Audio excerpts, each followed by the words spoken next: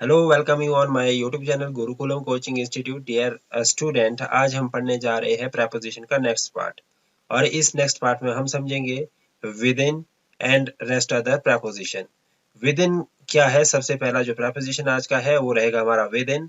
With in का मतलब क्या होता है कि समय अवधि के अंदर अंदर किसी काम को कर लेना, यानी कि एक किसी पर्टिकुलर समय में, क्या बोल रहा हूं मैं यहाँ पे, किसी पर्टिकुलर समय में किसी काम को पूरा कर लेना, उसी को हम क्या कहते हैं? विद इन प्रपोजिशन कहते हैं। इसका एग्जाम्पल है कि I will come with in 5 minute, कि मैं 5 मिनट में आ जाऊंगा। ठीक है, इसका क्या है कि मैंने 5 मिनट का समय दिया है, तो मैंने कहा है कि मैं 5 मिनट से पहले पहले ही आ जाऊंगा। तो विद इन का मतलब के अंदर अंदर होना। ठीक है, उसके बाद नहीं होगा, 5 मिनट के बाद नहीं होगा, बट 5 मिनट से पहले हो सकता है। उसका दूसरा एग्जाम्पल है कि वह 2 दिन में ही वापिस आ गया है। वह 2 दिन में ही वापिस आ गया है। इट ठीक है, sorry, he has come back within 2 days. ठीक है, इसका क्या है? He has come back within 2 days. दूसरा देखेंगे हम preposition, that is then. Then का क्या मतलब है? देन का मतलब होता है तुलना या कंपेयर करना किसी चीज से। ठीक है, तब जाके हम देन का इस्तेमाल ज्यादातर करते हैं। जैसे मैं तुमसे बेहतर हूँ, I am better than you. ठीक है, कंपेयर किया ना मैंने कि मैं आपसे बेहतर हूँ, तो इसका मतलब है कि मैंने अपना कंपैरिजन सीधे सीधे तौर से आपसे किया है। तो यहाँ पे मैंने देन प्रपोजिशन का इस्तेमाल किया। हम उससे लंबे हैं। ठीक है, देखिए अब इसमें भी कंपैरिजन हो रहा है कि मैं किससे लंबा हूँ, आपसे लंबा हूँ या आप मुझसे लंबे हैं। तो ऐसी कंडीशन में भी देन का प्रयोग किया जाएगा। We are taller than he. We are taller than he, यानी कि हम उससे बेहतर है जितना कि कोई और व्यक्ति हमारे से छोटा है। उसके बाद नेक्स्ट प्रपोजिशन है थ्रू आउट। थ्रू आउट का मतलब क्या होता है? सारा, पूरा जैसे। ठीक है, यानी कि थ्रू आउट यानी कि पूरे के पूरे प्रोसेस को इंक्लूड करना। ये एक तरह का प्रोसेस है। थ्रू आउट है मतलब कि एक पर्टिकुलर समय के अंदर अंदर चलना चीजों का। ठीक है, जैसे मैंने कहा कि मैंने जिंदगी भर उसे प्यार किया, तो जिंदगी भर प्यार का मतलब है कि जब तक मेरा जीवन है तब तक मैंने किसी एक ही व्यक्ति से प्यार किया है। तो ऐसी कंडीशन को भी थ्रू आउट प्रपोजिशन से एक्सप्रेस करते हैं। एग्जाम्पल है कि I loved him her through out my life, यानी कि जब तक मेरा जीवन था तब तक मैं उसी से ही प्यार करता रहा। दूसरा प्रपोजिशन है कि we work throughout the night. We work throughout the night, हमने रात भर काम किया। ठीक है, जैसे कि पूरी रात का काम था, तो काम का करना जरूरी था, तो इसलिए मैंने उसको पूरी रात भर चलाए रखा काम को। और उस पूरी रात भर को बताने के लिए जो मुझे प्रेपोजिशन की जरूरत पड़ी, उसके लिए मैंने थ्रू आउट प्रेपोजिशन का इस्तेमाल किया। ठीक है, थ्रू आउट प्रेपोजिशन इसमें लगेगी। उसके बाद नेक्स्ट जो प्रेपोजिशन है दैट इज विदाउट। विदाउट का मतलब क्या है? बिना। ठीक है, विदाउट हो गया के बिना। जैसे हम ये बात करते हैं कि मैं आपके बिना नहीं रह सकता, या मैं आपके बिना अकेले नहीं जा सकता, मैं आप लोगों के बिना एक अच्छा टीचर नहीं बन सकता। ठीक है, तो ऐसे वाक्यों को जब हमने प्रेपोजिशन यूज करना है तो उसमें विदाउट प्रेपोजिशन का ही इस्तेमाल किया जाएगा, ये आप ध्यान रखिएगा। एग्जाम्पल है कि मैं तुम्हारे बिना कुछ नहीं हूँ। ठीक है, मैं तुम्हारे बिना कुछ नहीं हूँ। I am nothing without you. I am nothing without you. उसके बाद नेक्स्ट प्रेपोजिशन है अप, यानी कि ऊपर की तरफ होना। ठीक है, अप का मतलब क्या हुआ? ऊपर। तो इसमें लिख सकते हैं कीमतें बढ़ रही है। ऊपर का मतलब क्या है? राइज करना। ठीक है, ऊपर होना। ठीक है, या ऊपर की तरफ बढ़ना किसी चीज का। तो हम कह सकते हैं कि जैसे यहाँ पे एग्जांपल है, कीमतें बढ़ रही है। Price are rising up. Price are rising up. ठीक है, उसके बाद है बैलून इज गोइंग अप। ठीक है, गुब्बारा ऊपर जा रहा है। ठीक है, मैंने कहा था ना कि ऊपर की दिशा की ओर कोई चीज होना, तो उसको हम अप प्रेपोजिशन यूज करके एक्सप्रेस करेंगे। नेक्स्ट प्रेपोजिशन है हमारे पास अपवर्ड, डाउनवर्ड। ऊपर या नीचे की तरफ, या तो कोई चीज ऊपर हो सकती है या कोई चीज नीचे हो सकती है। तो ऐसी प्रेपोजिशन को एक्सप्रेस करने के लिए भी हमें अपवर्ड एंड डाउनवर्ड प्रेपोजिशन इस्तेमाल करनी पड़ेगी। जैसे यहाँ पे एग्जांपल से हम समझ सकते हैं कि उसने पत्थर ऊपर की तरफ फेंका।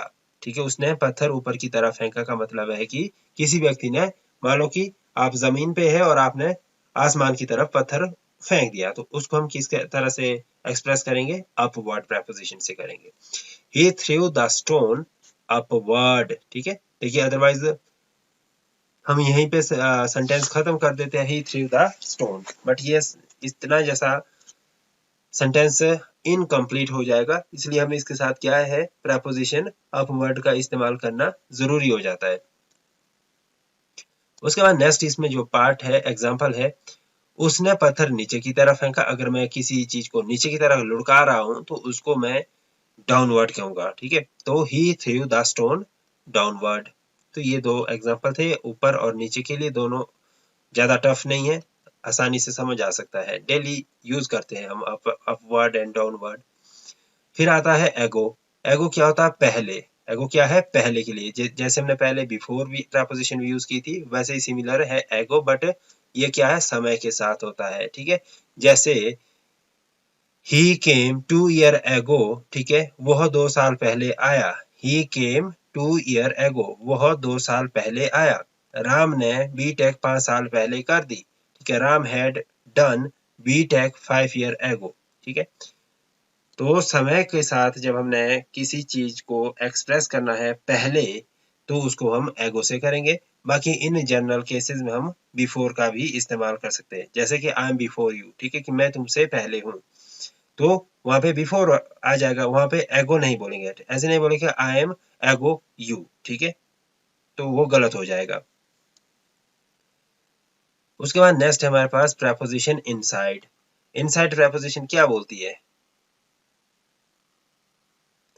ये कहती है कि अंदर की तरफ। इनसाइड का मतलब क्या हो गया? अंदर की तरफ। जैसे हमने इनटू किया था अंदर की तरफ, बट उसमें क्या किया था हमने? उसमें कहा था कि गतिशील अवस्था होगी, ठीक है, बट इनसाइड ऑलरेडी अंदर है, ठीक है, चीजें ऑलरेडी एग्जिस्टिंग कर रही है इनसाइड, ठीक है। जैसे मैंने कहा कि कंप्यूटर के अंदर क्या है, what is inside the computer, ठीक है, what is inside the refrigerator. इस तरह के आप वाक्यों इसमें यूज कर सकते हैं। उसके बाद इसमें नेक्स्ट है एग्जांपल हमारे पास,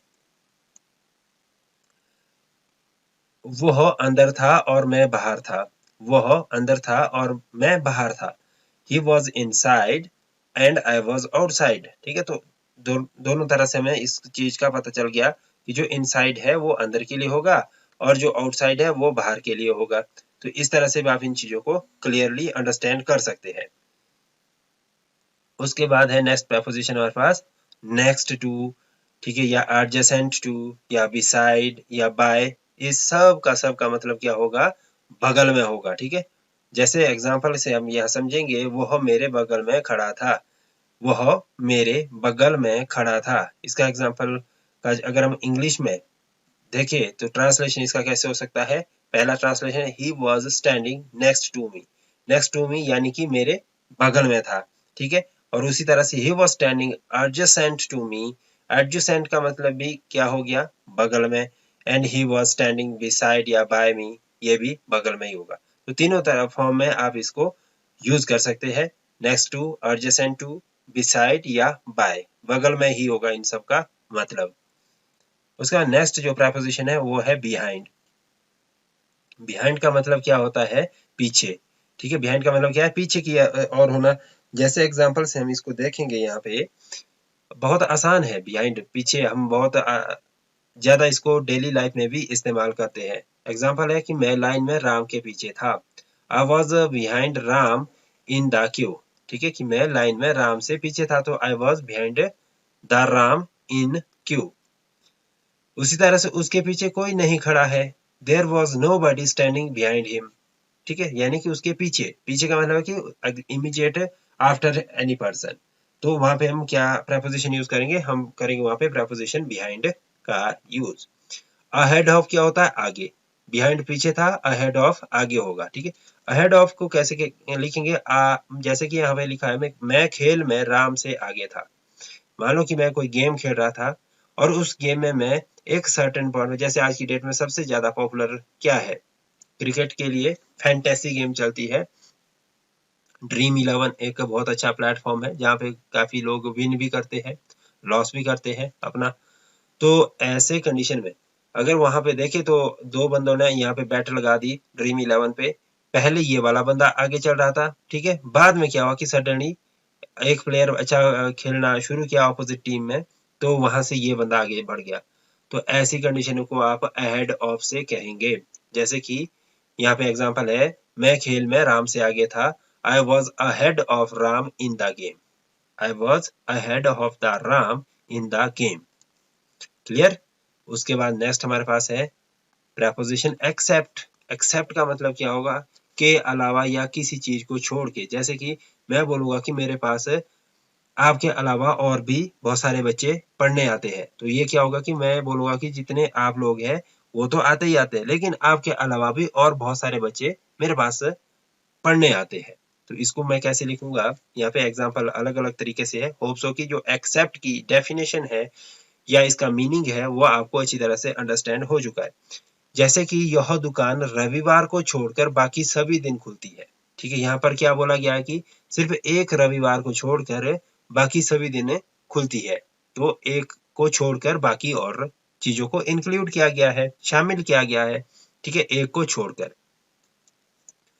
अब देखिए यहाँ पे जैसे एग्जांपल है, this shop open every day except Sunday.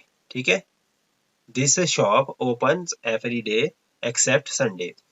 मैं राम को छोड़कर तुम्हें डांट सकता हूँ। ठीक है, I can scold you except Ram, I can scold you except Ram. ठीक है, उसी तरह से जो नेक्स्ट प्रेपोजिशन है एक्सेप्ट के बाद वो है बिसाइड्स। बिसाइड्स क्या है, अतिरिक्त। ऊपर हमने बिसाइड पढ़ा था, बिसाइड का मतलब होता है बगल में, बिसाइड्स का मतलब होता है अतिरिक्त, यानी कि एक्स्ट्रा, ज्यादा होना। ठीक है, तो इसके लिए हमें कुछ एग्जाम्पल है, उसको हम देख लेते हैं, पढ़ लेते हैं, समझ लेते हैं।